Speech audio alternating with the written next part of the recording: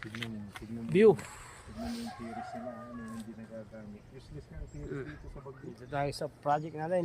Sa amin, ang Ayan. laki ng Tingnan yung view. na napupunta. Ayan. Oh, tapos yung taas niya. Ay, nakakalula. Oh, yan. Ito kami. Ay, yung Mm. agrerentada or So, ito. Yan yung Billionaire's Home. Yun oh. Yan, kitang-kita. Yan. So, andito tayo sa project ngayon, mga kakonstruksyon. Ayun. ngayon ko nararamdaman yung mga Ito yung pinakapataas. Ito na tayo sa taas niya. May sagi. Hindi ko, wala akong na ang naramdaman ko lang na masakit kanina ito na ibangga dun sa kwan eh. As cool sa ako sa dapat second floor na. May sapi nga second floor talaga tantanawa ka mon. Dito niya. Sa bagay dito lang. Dito lang yung glory. Dito sir. Hanggang dito. Dito lang. Open na yan. Open area ito yan. Ay, dito lang nga road. Dati lang din yung laban. Ay, ata, pagkasali dyan. Okay. Kung ito ay glass, parang glass room dato eh. Dapat tinted hanggang mabalin nga clear. Tano clear kami. At dati Impact. clear pollution. Hello mga ka-construction. Bali, pupunta tayo ngayon sa magpapa-medical tayo para dun sa ating permit sa hardware. Yan. Bago tayo pupunta sa mga site ka-construction. So kailangan natin nagbisita sa site. Nakahatid ko lang ng materials. Bali meron tayong hardware para mga construction at doon na rin ang isang kumukuha yung isang mga project natin sa LMGC Construction. Yan, yung mga gustong mag-order ng mga materials, yung mga kasama kong contractor, engineers, foreman, yan, may mga discount kayo dito sa LMGC Construction Supply. Mayroon tayo ditong shop na tatlo. Kung saan kayo malapit, magtanong na lang kayo dito mga ka-construction. May discount kayo at may free naman kayo ng mga grinder. Yan, bigyan ko kayo ng mga free na grinder para at least may kahit konti, may panimula tayo yung mga gustong magpa-purchase ng mga materials. So yan mga ka-construction, yung mga gusto palang magpatayo ng bahay yan sa mga OFW, yan PM nyo lang kami. Gumagawa kami hanggang La Union, Pangasinan, Libaysiha, parte ng Cagayan. Yan mga ka-construction. So pre-consultation tayo mga ka-construction. Yan, may mga pre-consultation tayo. May mga dapat ipaliwanag kung ano yung free na consultation pag nagpa-estimate kayo ng mga bahay nyo mga construction. Para at least ang pinakamaganda kasi sa atin mga ka-construction, yung talagang sa amin kasi pre-estimate kami.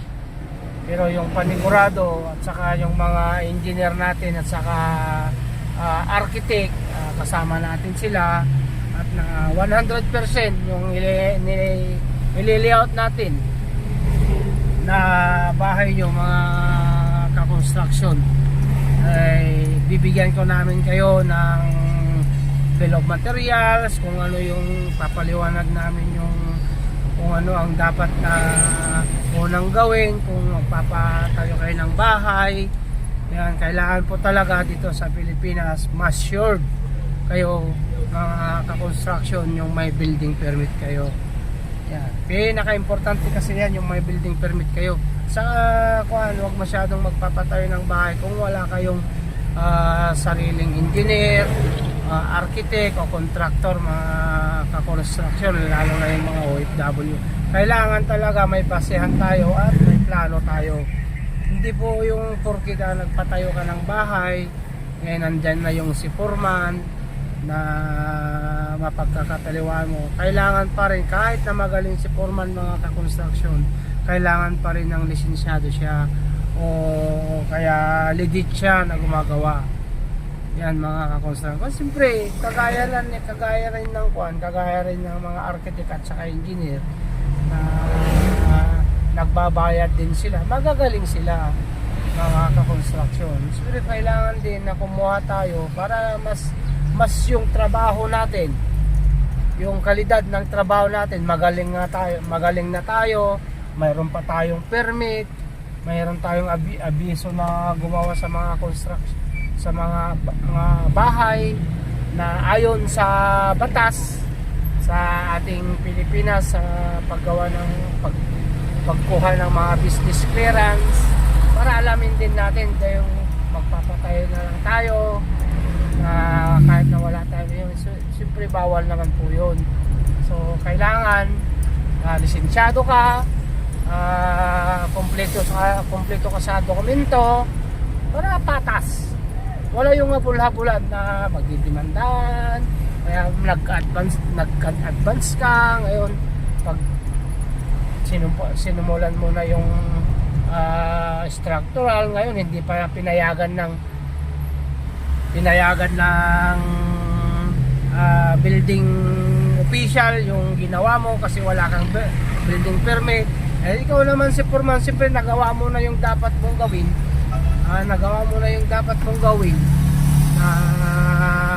Mauna ka hanggang wala pang permit. Yun ang nagkakaproblema, tatakasan ka na. Sige, sabi niya, siguro, dito na lang, habang ginagawa yung building permit mo, into ko muna. Hanggat wala na yung foreman mo, di wala na, sayang naman yung contract, yung pera mo na hindi mo na siya mahahagilap kasi meron na siyang meron na siyang nakuha sa'yo, nakapag-umpisa na rin siya. Yun ang mahirap sa ating mga nagpapagawa ng bahay dito sa Pilipinas. Napakarami po ng ganyan.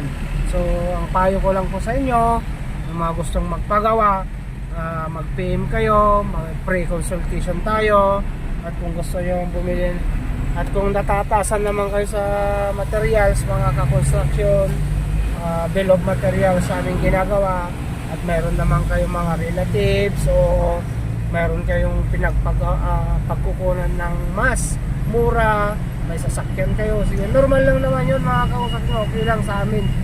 Pwede kayong bill of materials, pwede kayong materials ang kukunin nyo, pwedeng labor po sa amin. Yan po, mga ka-construction, ang napakaganda po sa amin. Yan, mga ka-construction, yung mga gustong magpa-estimate for pre-consultation, LMGC Construction, ka-OFW. Yan, medyo hindi ako muna nakapagbabag, mga ka-construction, kasi sobrang busy, ganyan.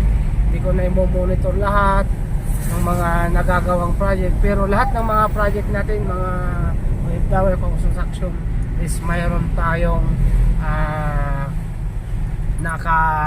nakalagay, kung ano man nakalagay doon na ginawa ng architect, ginawa ng engineer. Yan, susundan natin. Hindi tayo haka-haka. Mahirap po ang maghaka-haka kasi lahat naman po ng pira ay pinagpapaguran po natin. Yan, mga ka-construction. So yan, hanggang sa muli, ikwento na lang sa inyo kung magpapa-estimate po kayo. Bye!